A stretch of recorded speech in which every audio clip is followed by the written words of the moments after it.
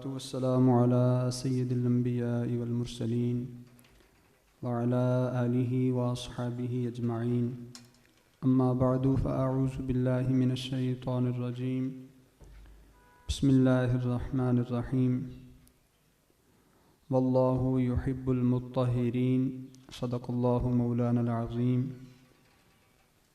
الصلاة والسلام عليك يا سيدي يا رسول الله وعلى آلك وأصحابك يا سيدي يا حبيب الله الصلاة والسلام عليك يا سيدي يا نبي الله وعلى آلك وأصحابك يا سيدي يا نور الله يا صاحب الجمال ويا سيد البشر من وجهك المنير لقد نبر القمر لا يمكن الثناء كما كان حقه بعد از خدا بزرگ توئی قصہ مختصر۔ اللہ تعالیٰ کی حمد و ثنا، لجپال کریم آقا امام الانبیاء سید المرسلین خاتم النبیین صلی اللہ علیہ وآلہ وسلم کی خدمت اقدس میں ہدیہ درود و سلام عرض کرنے کے بعد معزز و محتشم سامعین کرام، الحمدللہ ہم ماہانہ تزکیہ نفس کے پروگرام میں موجود ہیں جو صاحبزادہ والا شان پیر طریقت رہبر شریعت حضرت صاحبزادہ پیر سید سجاد حیدر شاہ صاحب بخاری زیدہ مجدوہ کی سرپرستی میں انعقاد پذیر ہے۔ بارگاہ رب العزت میں دعا ہے اللہ تعالی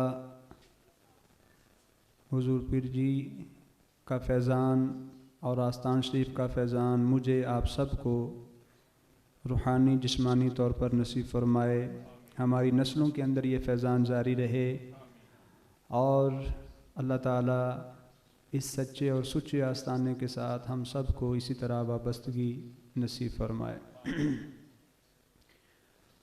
گزشتہ تزکیہ نفس کے موقع پر قبلہ پیر جی حضور نے حلال و حرام کے حوالے سے عنوان عطا فرمایا تھا جس پر گفتگو ہوئی تھی۔ چند دن پہلے حکم ہوا کہ ہم نے فقہ کے بنیادی مسائل کا آغاز طہارت کے مسائل سے کیا تھا، تو حکم ہوا کہ اسی تسلسل کو دوبارہ جاری کیا جائے۔ تو انشاءاللہ آج کی اس چند منٹ کی گفتگو میں آپ کے سامنے طہارت کے مسائل بیان کروں گا، جس میں سب سے پہلے قرآن و سنت سے طہارت کی فضیلت، دوسرے نمبر پر طہارت کی اقسام، تیسرے نمبر پر نجاست کی اقسام، اور آخر میں آپ احباب کے سوال اور جوابات۔ اللہ تعالیٰ نے قرآن مجید برہان رشید میں ارشاد فرمایا واللہ یحب المطہرین، اللہ تعالیٰ پاک رہنے والوں کو پسند فرماتا ہے، انہیں اپنا محبوب رکھتا ہے، ان سے محبت فرماتا ہے۔ لجپال کریم آقا صلی اللہ علیہ وآلہ وسلم کی اس حوالے سے متعدد احادیث ہیں، صرف 3 احادیث آپ کے گوش گزار کروں گا۔ بہت مشہور حدیث پاک ہے، حضور علیہ الصلوۃ والسلام کا فرمان ہے الطہور شطر الایمان، صفائی طہارت پاکیزگی ایمان کا حصہ ہے۔ دوسری روایہ کریمہ ہے جس میں رسول اللہ صلی اللہ علیہ وآلہ وسلم کا ارشاد گرامی ہے دین اسلام صاف ستھرا اور پاکیزہ دین ہے،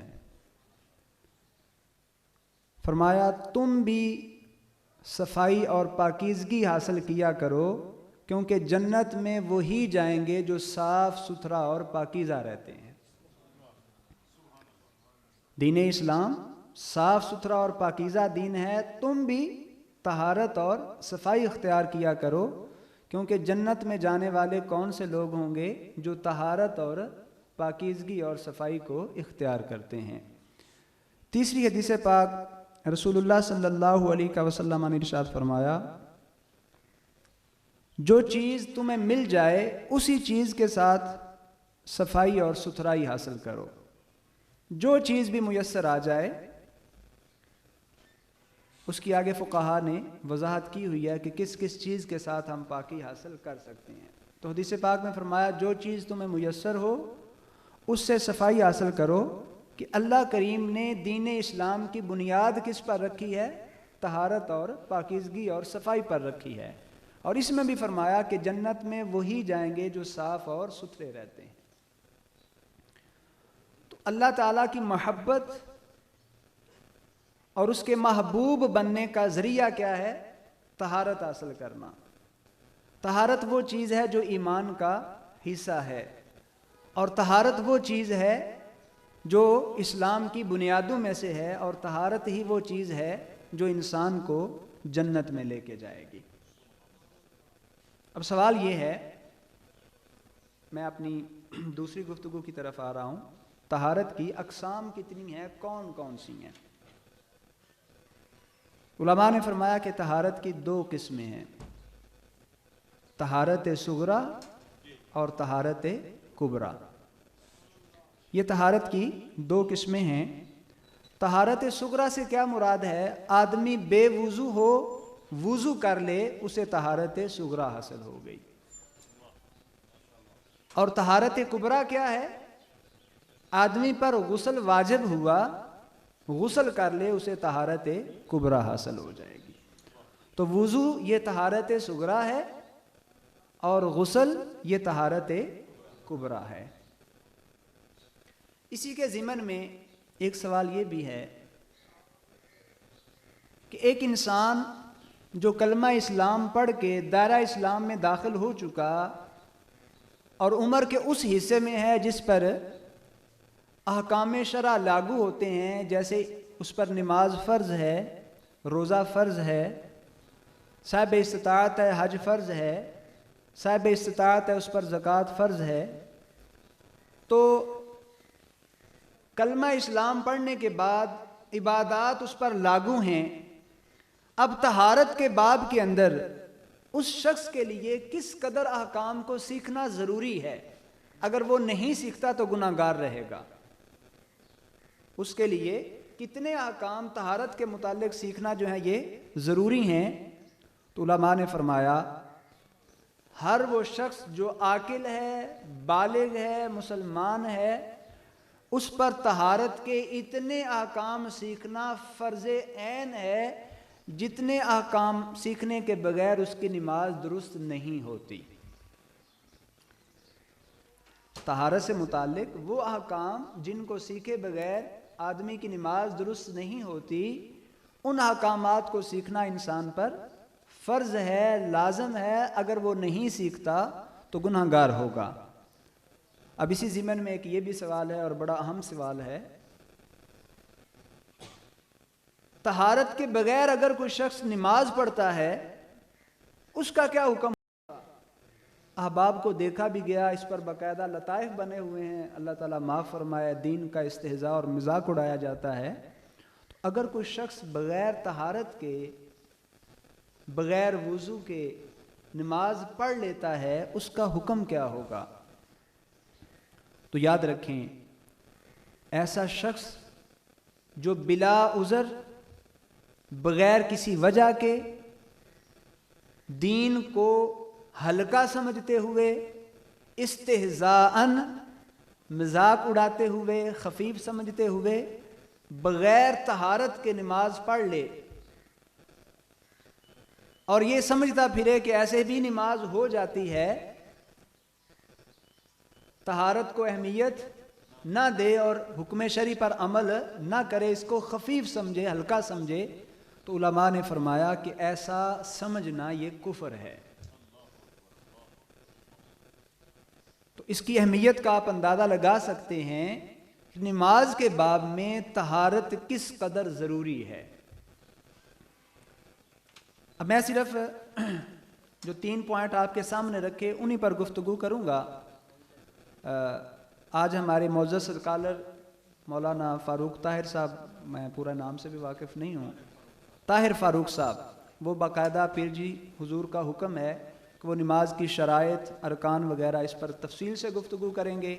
میں نے آپ کے سامنے صرف طہارت سے متعلق 3 باتیں جو گزارش کی ہیں انہی پر گفتگو کروں گا۔ فضیلت، طہارت کی اقسام، اور تیسرے نمبر پہ طہارت تبھی حاصل ہوتی ہے جب انسان نجاستوں سے نکلتا ہے، تو نجاستوں کی کون سی اقسام ہے اس پر۔ تو دو چیزیں میں نے آپ کے سامنے رکھی، فضیلت اس کی بیان کی، طہارت کی دونوں قسمیں صغریٰ اور کبریٰ کا آپ کے سامنے ذکر کیا، اور ایک عاقل بالغ مسلمان شخص کے لیے طہارت کے مسائل کو سیکھنا کس قدر ضروری ہے اس کا ذکر کیا، اور بغیر طہارت کے جو انسان نماز پڑھتا ہے اس حکم کو ہلکا سمجھتا ہے، خفیف سمجھتا ہے، اس کا حکم بیان کیا۔ اب نماز کے باب میں طہارت کا مقام اور مرتبہ کیا ہے؟ علماء نے فرمایا کہ نماز کی چند شرائط ہیں، جن میں سے بنیادی شرائط میں سے پہلی شرط کیا ہے؟ طہارت۔ اور طہارت کا تعلق تین چیزوں کے ساتھ ہے۔ کتنی چیزوں کے ساتھ؟ تین چیزوں کے ساتھ ہے۔ اگر وہ تینوں چیزیں پاک ہوں گی اور باقی شرائط پائی جاتی ہیں، اب بندہ نماز پڑھنے کا اہل ہو جاتا ہے۔ تو وہ طہارت سے متعلق تین چیزیں کیا ہیں؟ نمبر ایک، انسان کا بدن پاک ہو، انسان کا بدن پاک ہو۔ نمبر دو، انسان کا لباس پاک ہو، اور نمبر تین، جس جگہ کھڑے ہو کے نماز پڑھنی ہے وہ جگہ پاک ہو۔ یہ تینوں چیزیں پاک ہوں گی تو نماز سے متعلق جو چیز شرط ہے یعنی طہارت وہ حاصل ہو گئی۔ اب بقیہ شرائط بھی موجود ہیں تو انسان نماز پڑھنے کا اہل ہو چکا۔ دوبارہ دہرا دیتا ہوں، طہارت سے متعلق تین چیزیں ہیں، انسان کا جسم پاک ہونا ضروری ہے، لباس پاک ہونا ضروری ہے، اور جگہ کا پاک ہونا ضروری ہے۔ اب یہ جو پاک کا لفظ بولا جا رہا ہے اس کا تعلق کس چیز سے؟ یعنی کوئی چیز ناپاک ہو تو اسے پاک کرتے ہیں۔ اس ضمن میں اب میں تیسرے پوائنٹ کی طرف آ رہا ہوں۔ ناپاکی ہوگی اس سے پاکی حاصل کریں گے، جسے فقہ کے عرف میں نجاست سے تعبیر کیا جاتا ہے۔ کس سے؟ نجاست سے تعبیر کیا جاتا ہے۔ اب فقہائے کرام جب نجاست کی اقسام بیان کرتے ہیں فرماتے ہیں کہ اولاً نجاست کی دو قسمیں ہیں، انتہائی اہم گفتگو ہے۔ نجاست کی دو قسمیں ہیں، ایک نجاست حقیقیہ ہوتی ہے اور ایک نجاست حکمیہ ہوتی ہے۔ ان دونوں قسم کی نجاستوں سے پاک ہونا ضروری ہوتا ہے۔ اب نجاست حقیقیہ سے کیا مراد ہے؟ فقہا نے اس کی تعریف یہ فرمائی، وہ ناپاک چیز جو انسان کے کپڑے یا بدن کو لگ جائے، یا جس جگہ نماز پڑھنی ہے اس جگہ کو لگ جائے اور وہاں ظاہر طور پر معلوم بھی ہوتی ہو، انسان کے کپڑوں کو، انسان کے جسم کو، یا جس جگہ اس نے نماز ادا کرنی ہے اس جگہ، چونکہ ان تینوں چیزوں کی طہارت جو ہے وہ نماز کے لیے شرط ہے۔ تو تینوں چیزوں میں سے کسی ایک جگہ پر بھی نجاست لگی ہوئی اور وہ نظر بھی آ رہی ہے، وہ کون سی نجاست ہوگی؟ نجاست حقیقیہ۔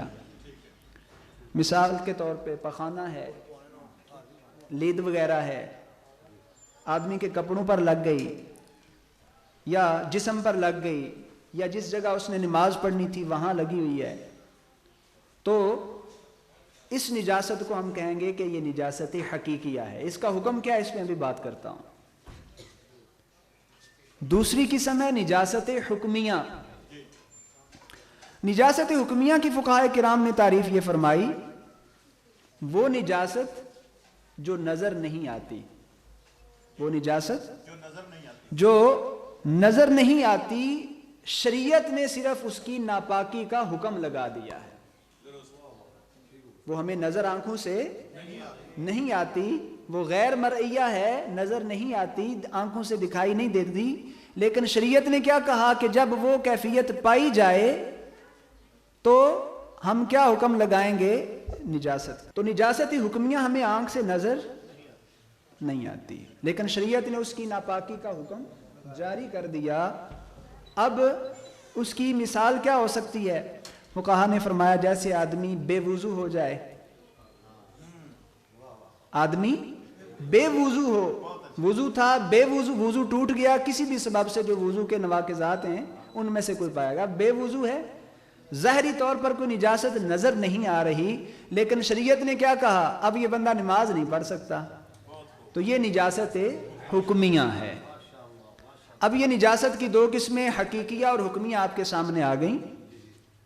حکمیہ کو ہم سائڈ پہ رکھتے ہیں، بے وضو ہو گیا، وضو کرنا ہے، آدمی طاہر ہو گیا، نماز پڑھ سکتا ہے، جنبی تھا غسل کیا پاک ہو گیا، نماز پڑھ سکتا ہے۔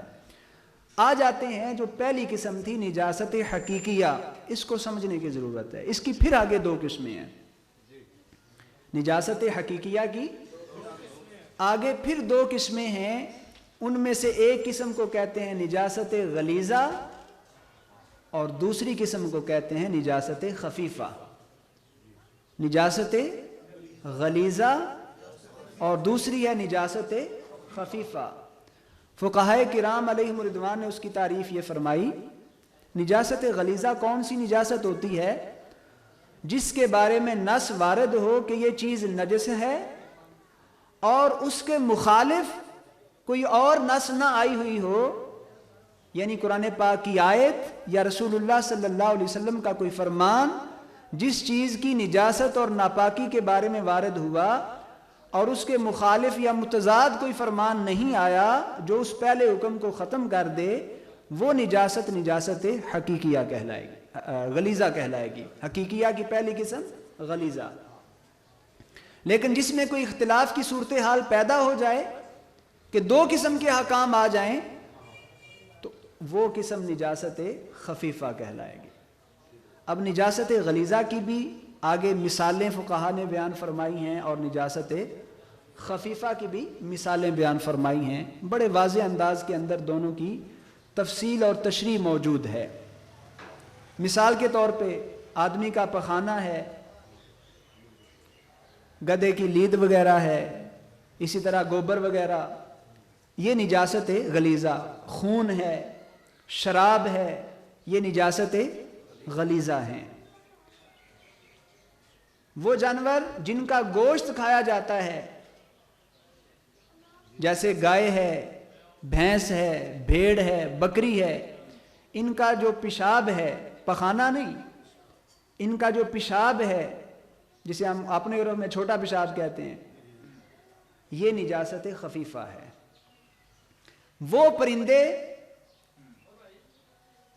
جو حرام ہیں، شکاری پرندے، ان کی بیٹ، یعنی جن پرندوں کا گوشت نہیں کھایا جاتا ان کی بیٹ وغیرہ، یہ نجاست خفیفہ ہے۔ اور جن پرندوں کا گوشت کھایا جاتا ہے ان کی پھر دو قسمیں ہیں، جو ہوا میں اڑ سکتے ہیں، جو نہیں اڑ سکتے۔ جو ہوا میں اڑ سکتے ہیں ان کی بیٹ بھی نجاست خفیفہ ہے، اور جو ہوا میں نہیں اڑ سکتے جیسے کہ بطخ ہے یا مرغی وغیرہ، ان کا پخانہ وغیرہ ہوگا، یہ نجاست غلیظہ ہوگا۔ تو میں نے آپ کے سامنے نجاست غلیظہ اور خفیفہ دونوں کی تعریفات اور مثالیں رکھیں۔ اب جو سب سے اہم چیز ہے جسے سمجھنا ہے اور نماز کے باب میں جس کا علم حاصل کرنا ہر ایک کے لیے ضروری ہے، وہ یہ ہے کہ ان کے احکام کیا ہیں، نجاست غلیظہ کا کیا حکم ہے اور نجاست خفیفہ کا کیا حکم ہے۔ یہ میرے دو آخری پوائنٹ، اس کے بعد پھر آپ کو سوال جواب کا موقع ہوگا۔ نجاست غلیظہ کا حکم یہ ہے، فقہائے کرام علیہم رضوان نے فرمایا کہ یہ انسان کے جسم پر یا کپڑے پر لگ جائے تو کس حد تک اس کی معافی ہے؟ درہم کی مقدار، اس سے کم ہے۔ اب درہم کی مقدار کی فقہا نے کیا وضاحت فرمائی، اس پہ میں بات کرتا ہوں۔ اس کے 3 درجے بیان کیے گئے، درہم کی مقدار سے زیادہ، درہم کی مقدار یا درہم کی مقدار سے کم۔ اگر درہم کی مقدار سے زیادہ ہے تو اس کو ختم کرنا فرض ہے، درہم کی مقدار ہے اس کو ختم کرنا واجب ہے، اور درہم کی مقدار سے کم ہے تو اس کو ختم کرنا سنت ہے۔ اگر کسی نے دوسری اور تیسری صورت میں نماز پڑھ لی، واجب کی مقدار تھی اور نماز ادا کر لی، کپڑے پہ لگی تھی یا بدن پہ لگی تھی، تو اس نماز کو لوٹانا واجب ہے۔ اور اگر سنت کی مقدار تھی، سنت کی مقدار جو حکم تھا اسے ختم کرنا تھا، یعنی درہم کی مقدار سے کم ختم کرنا سنت تھا۔ اب اگر اسی طرح کسی نے نماز پڑھ لی، نماز ہو جائے گی، لیکن فقہا نے فرمایا بہتر یہ ہے اسے بھی دوبارہ پڑھ لیا جائے۔ محتاط قول یہی ہے، احتیاط اسی میں ہی ہے، تقوی اسی میں ہی ہے۔ فتویٰ اگرچہ یہی ہے کہ اگر درہم کی مقدار سے کم ہو، پڑھ لی، نماز ہو گئی۔ اب درہم کی مقدار کیا ہے؟ اگر تو وہ ٹھوس شکل میں ہے، جیسے پاخانہ ہے، گوبر وغیرہ ہے، لید وغیرہ ہے، پھر فقہا نے فرمایا اس کی مقدار ہے 4.5 ماشے وزن۔ اگر اس کا وزن 4.5 ماشے جتنا ہو جاتا ہے وہ ہے درہم کی مقدار، اسے ختم کرنا واجب۔ اس سے کم 4.5 ماشے سے کم ہو تو پھر سنت، اور اس سے زیادہ ہو جائے تو پھر فرض۔ اور اگر وہ مایا کی صورت میں ہو، پھر اس کی مقدار کا تعین کیسے کریں گے؟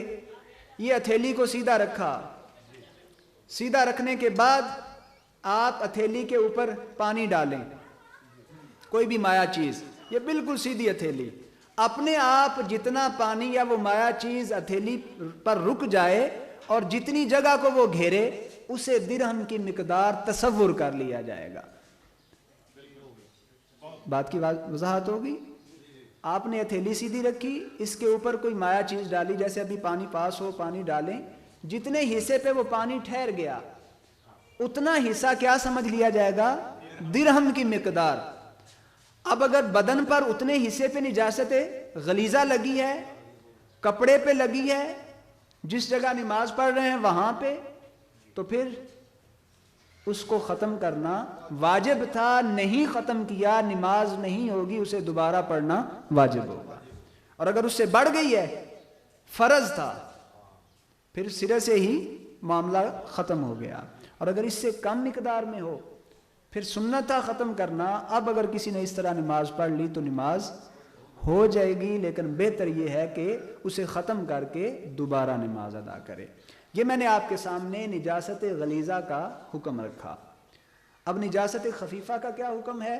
فقہا نے فرمایا یہ بدن، اب بدن کے ہمارے اعضاء ہیں، جیسے یہ ہاتھ ہے، اس ہاتھ کو پورا ایک عضو کہا جاتا ہے۔ یہ کلائی ہے، اس کلائی کو پورا ایک عضو کہا جاتا ہے۔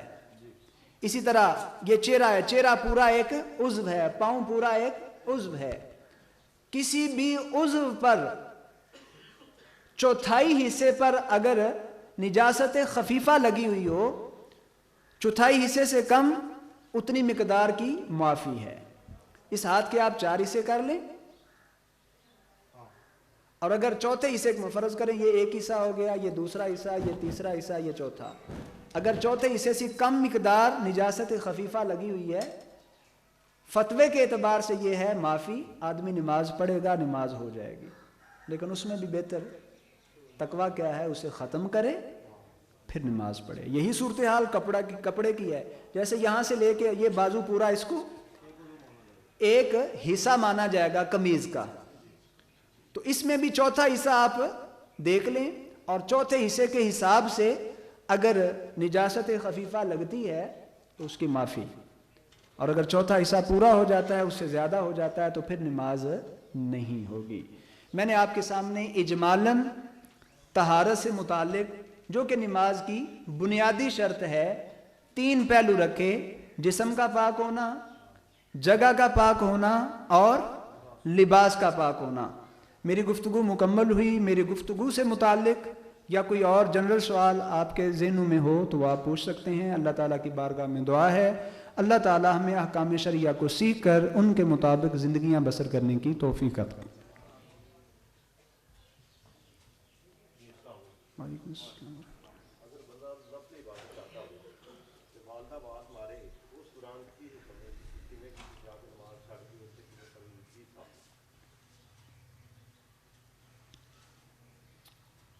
جی کوئی اور سوال؟ پاک ہے، یہ نجاست خفیفہ ہے، پاک نہیں اسے کہیں گے، نجاست خفیفہ ہے، اگر یہ لگ جاتی ہے تو نماز ہو جائے گی، اس میں کوئی مسئلہ نہیں۔ وعلیکم السلام۔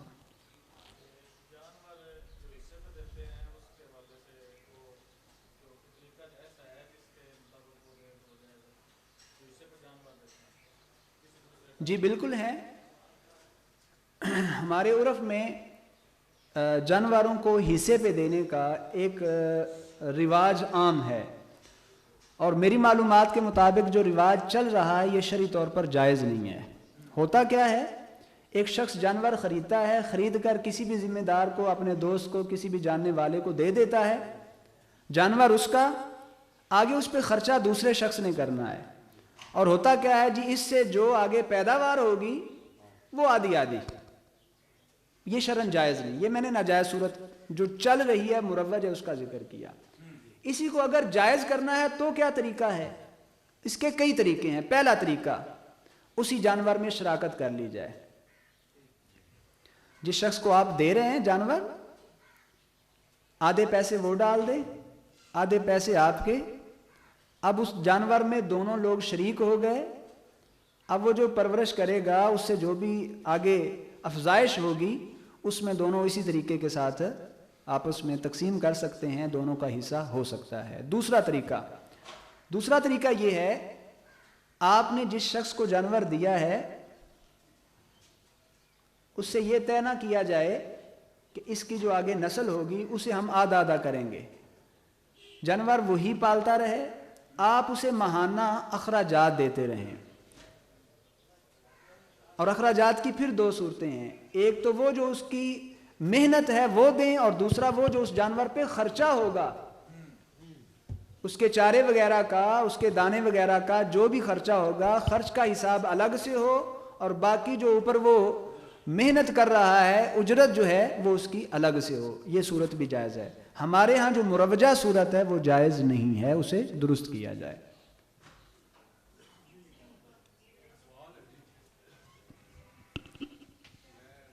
جزاک اللہ۔ جناب میں کیش والی گڈی دے اتنے ڈرائیور ہاں، جہد کروڑاں کا کیش ہوتا ہے۔ جمعے والے دن بہت زیادہ کام ہوتا ہے، تو جمعہ پڑھن دے واسطے آدھے نے یہ گڈی جہی ہے نا اتنے دیوبندیاں دی مسجد کول لا چھڑو، 1:30 والا جہاں جتنے جمعہ ہوتا ہے اتنے لا چھڑو گڈی، 1:45 والا جہاں جمعہ ہوتا ہے اتنے گڈی لا چھڑو۔ یہ اسی جمعہ تے پڑھ لینا، جمعہ ساڈا ہوتا بھی ہے کہ کوئی نہیں ہوتا، نمبر 1۔ نمبر 2، جس ٹائم نماز دا ٹائم ہوتا ہے آدھے نا اہل حدیثاں دی مسجد ہے اتنے کھلار لو، اتنے نماز پڑھ لو۔ جڑے ہیں نہیں گستاخ انہاں دی مسجد دے وچ نماز پڑھنی یہ بھی ہو جاتی ہے کہ نہیں۔ دوجا ہے جمعہ جڑا ہے یہ دیوبندیاں دی مسجد وچ ہوندا ہے کہ نہیں ہوندا، اگر نہیں ہوندا تو یہ کی حل ہے، وہ ساڈے واسطے کی حکم ہے؟ اس میں پہلی صورت یہ ہے کہ اگر آپ کا سفر اتنا بن جاتا ہے کہ آپ ایک شہر سے دوسرے شہر جا رہے ہیں اور اس کا سفر تقریباً شرعی مسافت جتنا بن جاتا ہے، پھر آپ پہ جمعہ فرض ہی نہیں ہے، آپ پہ ظہر فرض ہوگی، اور آپ جہاں چاہیں اپنی ظہر کی نماز ادا کر سکتے ہیں۔ اور اگر آپ کا سفر اتنا ہے کہ جس سفر کے لحاظ سے آپ شرعی مسافر نہیں بنتے،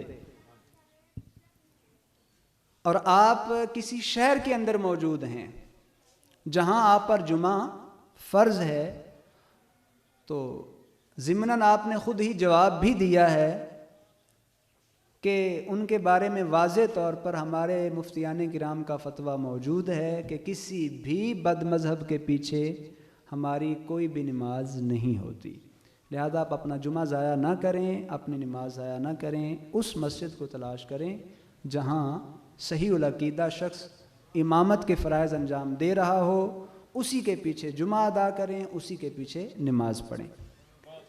یہ ابھی میں نے تھوڑی دیر پہلے یہ کبوتر کی بیٹ کے حوالے سے بات ہوئی تو مطلقاً بیان کیا گیا ہے نجاست خفیفہ اور غلیظہ کے ضمن میں، تو جتنے بھی پرندے جو ہوا میں اڑتے ہیں ان کی بیٹ کو نجاست خفیفہ میں شمار کیا گیا ہے۔ البتہ مقدار کے لحاظ سے یہ چند پرندے جو ہیں جیسے کہ خود کبوتر بھی ہے، چڑیا ہے، اسی عرف کے لحاظ سے اس بیٹ کو پاک کہا جاتا ہے۔ جی بیٹ کوئی اور؟ جی ادھر ہوں میں۔ جی السلام علیکم۔ وعلیکم السلام۔ آپ نے وہ پہلے جانور کے حصے پہ دینے کی بات کی ہے، جی جی، اس میں تھوڑا سا یہ ہے کہ ہم بعض دفعہ چھوٹے بچے حصے پہ دے دیتے ہیں، جب وہ جوان ہوتے ہیں تو پھر ان کی قیمت لگائی جاتی ہے، وہ آدھا آدھا ہوتا ہے، آدھا اس کا جس نے اس پہ محنت کی ہے اور آدھا اس کا جس نے وہ بچہ دیا تھا۔ اس کے متعلق شرعی حیثیت کیا ہے؟ اس میں بھی وہی غلطی کی جاتی ہے۔ طے یہ پاتا ہے، اب اس میں جو خرابی ہے میں ذرا اس کی بھی وضاحت کر دوں۔ ہمارے ہاں جانور دے دیا جاتا ہے اور چھوٹا جانور دیا جائے کہ بڑا ہوگا، پالتا رہے گا وہ بندہ، اور پھر آدھا آدھا کریں گے۔ اللہ نہ کرے وہ جانور ہلاک ہو جاتا ہے، فوت ہو جاتا ہے، کسی بھی طریقے سے وہ حلال یا ذبح ہو جاتا ہے۔ اب جس بندے بیچارے نے محنت کی تھی، اپنی جانب سے سارا کچھ کھلایا پلایا تھا، اس پہ سارے اخراجات کیے تھے، اس کی وہ محنت، وہ سارے اخراجات کدھر گئے؟ شریعت میں یہ چیز معیوب اور پسندیدہ نہیں ہے، معیوب ہے اور پسندیدہ نہیں ہے۔ اس کا حل یہی ہے، شروع میں ہی یہ طے کر لیا جائے جس کو بھی دینا ہے، چھوٹا جانور ہے قیمت کم ہوگی، 10,000 20,000 50,000، اس میں ایک 40 کر لے، دوسرا 10 کی شراکت داری کر لے، لیکن جب شراکت داری بنیاد پہ اس معاملے کو لے کے آگے چلیں گے، اب دونوں کے لیے اس نفع کو لینا حلال ہو جائے گا۔ تو شریعت کے دائرے کے اندر آ کر کام کرنے میں برکتیں بھی ہیں اور رزق بھی حلال میسر آتا ہے۔ یہ طریقہ جو چل رہا ہے یہ بھی جائز نہیں ہے کہ چھوٹا جانور کسی کو دے دیا جائے، ساری محنت بھی وہ کرے، اخراجات بھی وہ کرے، اور کل کو بڑا ہو کے اس کو آدھا آدھا کیا جائے، یہ طریقہ جائز نہیں ہے۔ جی اور کسی کا سوال؟ جی السلام علیکم ورحمۃ اللہ وعلیکم وبرکاتہ۔ السلام۔ حضور آپ کے موضوع میں پہلا جو تھا وہ حرام اور حلال کا تھا، تو اس میں کچھ دوسرے طبقے کے لوگ جو ہیں وہ بہت سے نازیبا الفاظ استعمال کرتے ہیں کہ جس پر ختم پڑا گیا وہ اس طرح ہو گیا، حرام ہے، استغفر اللہ معاذ اللہ، سور کی تشبیہ دیتے ہیں۔ اس کے بارے میں حکم آپ ارشاد فرما دیں۔ اور دوسرا میرا یہ سوال ہے کہ جب کپڑے دھوتے ہیں تو کچھ کا یہ خیال ہوتا ہے کہ اس کے اوپر بھی دھونے کے بعد کلمہ پڑھنا یہ پھر پاک ہوتے ہیں، اس کے بارے میں کیا حکم ہے؟ جی آپ کا پہلا سوال کہ ختم پاک پڑھنے سے کھانا جو ہے معاذ اللہ ثم معاذ اللہ وہ بدبخت جو اس کے بارے میں کلمات کہتے ہیں، اب دیکھیں شریعت نے ایک واضح اصول اور ضابطہ دیا ہے، الحلال ما احل اللہ والحرام ما حرم اللہ۔ حلال وہ ہے جسے اللہ نے حلال کر دیا، اور حرام وہ ہے جسے اللہ نے حرام فرما دیا۔ ایسے لوگ جو ایسے کھانے کے بارے میں دعویٰ کرتے ہیں، ایک اصول آپ سب پوری زندگی کے لیے یاد کر لیں اور ہر ایسے معترض کے سامنے اس اصول کو بیان کریں اور پھر اس سے اس اصول کی بنیاد پہ دلیل مانگیں۔ اصول کیا ہے؟ الاصل فی الاشیاء الاباحہ۔ اللہ تعالیٰ نے تمام چیزوں کے اندر جس چیز کو اصل رکھا ہے وہ کیا ہے؟ ان کا جائز ہونا۔ ہر وہ چیز جس کے بارے میں قرآن و سنت نے، اجماع نے، قیاس نے حرمت کا قول نہیں کیا، ناجائز نہیں کہا، وہ چیز جائز ہے۔ ناجائز صرف وہ چیزیں ہیں جن کو قرآن و سنت نے، اجماع نے، قیاس نے ناجائز کہا ہے، اس کے علاوہ کوئی چیز ناجائز نہیں ہے۔ اب قرآن پاک کی آیات پڑھیں، تلاوت کرنا ایک ناجائز امر ہے؟ آپ کے سامنے ایک حلال کھانا پڑا ہوا ہو، وہ حلال کھانا اگر قرآن پاک پڑھے بغیر آپ کھائیں یا وہ کھائے جو معترض ہے تو کیا وہ اسے حرام کہے گا؟ اب دو حلال چیزیں مل جائیں تو کیا درمیان سے حرام نکل آتا ہے؟ کیسی عجیب و غریب فکر ہے. اللہ تعالیٰ ایسے لوگوں کو عقل سلیم عطا فرمائے اور وہ بدبخت اپنی اس فکر کو درست کر کے راہ راست پر آ جائیں. دوسرا سوال کہ کپڑے وغیرہ جو ناپاک تھے دھوئے، کیا بعد میں کلمے پڑھنا ضروری ہے؟ بالکل بھی ضروری نہیں ہے. حتیٰ کہ ہمارے عرف میں یہ جو ہے کہ ہاتھ دھوتے وقت کلمے پڑھنا یہ بھی ضروری نہیں ہے.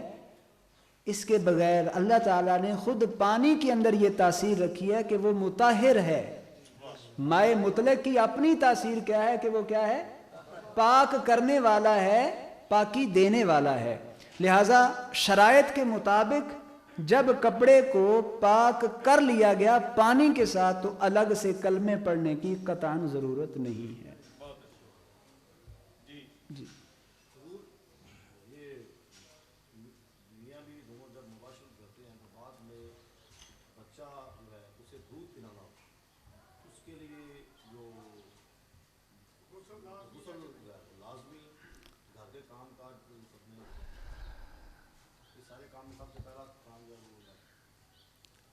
اس میں تقویٰ یہ ہے کہ فوری طور پر مطلب جیسے ہی اعضاء جو ہیں وہ اپنے اس میں طبی لحاظ سے بھی دیکھا جائے گا کہ انسان کا جسم جو ہے وہ اپنی اصلی حالت پر آ جائے طبی نقطہ نظر سے، کیونکہ فوری طور پر کرنے سے انسان جو ہے وہ طبی مسائل کا بھی شکار ہوتا ہے اور بعض اوقات ہارٹ پرابلم اور اس طرح کے لوگوں کی ڈیتھ بھی جو ہے اس کے بھی مسائل سامنے آ جاتے ہیں. تو انسان اپنی جسم کی وہ کنڈیشن پر اصلی حالت پر آ جائے اس کے بعد غسل کر کے پھر یہ تقویٰ ہے.